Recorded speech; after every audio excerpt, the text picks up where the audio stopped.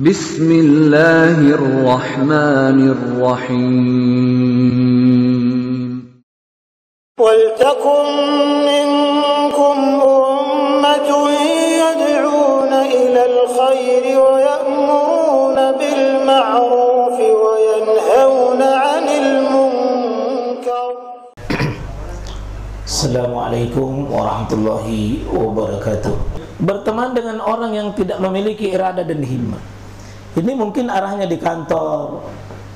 Ya, kita bagus di rumah, suami istri bagus di rumah, kompleks bagus. Tapi tempat kerja tuh rusak juga. Di sana orang-orang begitu ketemu lino, sertifikasi kapan cair, ya kapan ini laptop bisnis. Mulai dari pagi dia duduk dari pagi sampai sore malam, itu yang dibicarakan dunia. Hanya semangatnya dunia. Jadi dia saling menyemangati hanya dunia. Dan mereka bicara hanya dunia, Pak. Mereka bertemu dengan dunia. Di akhirat terpisah total. Di akhirat pisah, Pak. Bagusnya kalau di dunia teman kerja, teman kantor, teman berbisnis, teman siapa? Semuanya jangan ambil yang tidak benar. Itu punya irada, Pak. Tapi kalau memang baku bantu-bantu untuk bisa korupsi berjamaah, ya, menzalimi orang berjamaah, si bodoh-bodohi berjamaah dengan teman-teman yang ada di dalam, ya, inauzubillah min zalik. Dan ini tidak berbahaya, Pak. Hati-hati nih. Siapa yang ada di sekeliling kita? Ad-dinul mar'u khalil falyanzur may yukhalil. Hendaknya setiap orang perhatikan siapa di sekelilingnya. Karena agama kita, Pak, siapa yang ada di sekeliling kita. Termasuk HP kita. Apa HP grup yang bisa menolong kita? Di kantor apa bisa menolong kita? Di tempat mana kita berada beraktivitas? Nah, disitulah ujian tersendiri, ya. Tapi kalau begitu, Pak, ya pakai mami prinsipnya ikan. Ya, prinsipnya itu ikan, airnya asin. Tapi dia bertahun-tahun hidup di tempat yang asin. Apakah terasa asing itu ikan kalau diambil? Tidak. Kenapa tidak terasa asin? Karena ya ikan hidup. Coba kalau ikan mati, Pak. Kalau ikan mati, di mana dia berada di situ rasanya. Kalau daerah manis dia masuki, dia akan manis. Kalau daerah asam, daerah berjasam. Karena manusia begini tidak punya filter. Tapi ingat, Pak, suatu saat bagaimanapun kita lemah, lebih kuat itu cobaan dibanding dengan kemampuan insan kita. Mati itu insan, tidak berfungsi, maka semua rasa yang jelek masuk. Nah, itu penting. Ya kalau orang beriman ya mungkin sekelilingnya memang rusak. Nabi Ibrahim contohnya keliling rusak tapi dia bisa bertahan. Tapi ingat, Pak, ini kasus kecil. Yang kita mau kasus-kasus yang besar. Ya. Ini sebuah luar biasa kalau di tengah mertua rusak, ipar rusak, keluarga rusak, tapi dia bisa istiqomah. Hasil dakwah ya kecil. Tapi mungkin bisa kita. Bisa, tapi pasti tiap hari kita pusing di situ. Lain kita maui, lain dia kerja. Cepat ki pasti putih rambut, cepat gigi rontok, cepat kulit mati, cepat fisik mati. Kenapa? Diganggu tiap hari pikiran. Pengaruh banyak, Ustaz. Iya. Tiba-tiba uban langsung berubah menjadi putih semua, Pak. Gara-gara apa?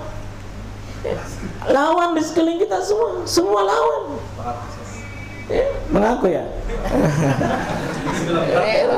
Berat ya. Memang berat, Pak, ya. Ini kita cari orang yang punya irada, Pak. Irada dunia berlebihan bahaya. Iradatul akhirat yang kita mau. Iradatul ta'ah, ya. Iradatul iman, iradatul maghfirah, ini yang paling bagus ini. Yang berikut, melakukan dosa dan maksiat, ya, maksiat, syubhat dan haram. Melakukan dosa, maksiat, ya, maksiat serta suka memakan yang syubhat dan haram. Ingat Pak, dosa itu menyebabkan iman bisa lemah. Maksiat, ya, maksiat itu menyebabkan lemahnya kita punya iman. Ya, di kitab Ad-Da'wa Dawa oleh Imam Ibnu Qayyim di situ 51 dampaknya dosa dan maksiat. Salah satunya melemahnya semangat ibadah. Kenapa? Inna as-sayyi'atul hasanatu ba'daha. Sungguh dosa maksiat akan mengundang dosa berikutnya. Setiap dosa yang kita lakukan Pak, dosa berbisik untuk mengundang dosa berikutnya. Dosa itu akan membentuk jaringan yang panjang, yang saling memanggil. Ini mesti satu dosa kita lakukan dia kan. Termasuk dosa di sini memakan yang syubhat. Ya. Syubhat. Apalagi kalau sudah bukan lagi syubhat, di atasnya syubhat namanya haram. Apa itu syubhat? Samar-samar dalam ilmu kita, tapi kita tak berat. Ini halal atau haram? Kami deh. Ini syubhat. Tapi ingat Pak, syubhat pada setiap orang itu beda. Mungkin syubhat bagi bapak, bagi orang tertentu dia tidak syubhat karena dia tahu ilmunya. Ya. Ingat, jangan biasakan yang syubhat Pak. Siapa yang menggampangkan syubhat, dia akan menabrak sampai di sini. Apalagi kalau sudah terbiasa. Sudah terbiasa. Jadi hati-hati Pak ya. Itulah kita baca riwayatnya orang-orang soleh dahulu. Kalau dia mau keluar kerja, istrinya menjadi pengawal. Pak, saya suka harta, saya suka dunia, tapi saya lebih suka ampunan Allah. Tolong jangan beri nafkah bagi kami yang akan merusak ibadah dan iman kami. Sesuap nasi yang kau masukkan dalam perut kami karena perkara syubhat dan haram, lebih saya takuti pada nerakanya Allah di akhirat. Ini antara yang diungkapkan oleh seorang istri Khalifah Umar bin Abdul Aziz.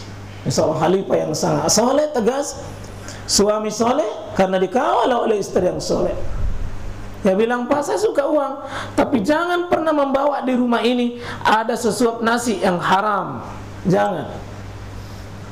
Kau bisa bela saya di dunia, tapi di akhirat kau tidak sanggup membela saya.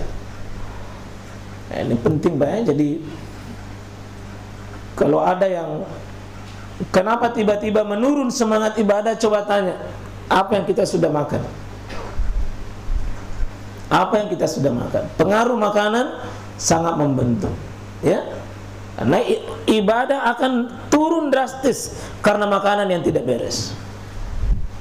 Kanan tidak beres. Tadinya bisa bangun qiyamul lail, tiba-tiba tidak bisa bangun. Selama 1 bulan tidak bisa bangun karena masih ada pengaruh makanan itu dalam perutnya. Ini bahayanya Pak. Jangan pernah coba-coba. Jangan pernah sedikit ji. Yang sedikit kalau masuk berbahaya. Coba-coba jin. Ya, ndak enak kau ditawari ki. Cipapak merolong. Nanti akan jadi banyak. Akan jadi Nabi bilang sudah biasa aja. Orang yang sudah terbiasa menabrak begitu Pak, itu tidak malu-malu lagi. Sudah terbiasa itu. Lemahnya iman, jelas ini ya. Jadi kalau lemah iman, jelas ini poin yang sangat tinggi. Kalau ini lemah, maka lemah juga semangat yang lain. Ini menyebabkan futurnya seseorang, melemahnya semangat seseorang. Ya. Tidak memiliki sistem jamaah dengan orang-orang soleh. Ini yang pentingnya Pak, kita membangun sebuah sistem berjamaah, di mana anggotanya adalah orang-orang yang bisa soleh dan mensolehkan orang. Jadi memang bagusnya Pak kalau kita ini bertemu orang soleh. Baru melihat saja sudah malu makin dirasa bermaksiat. Baru melihat saja orangnya. Ya kalau bertemu dengan orang-orang yang penampilannya soleh, Masya Allah, rasanya surut semangat kita untuk berbuat maksiat.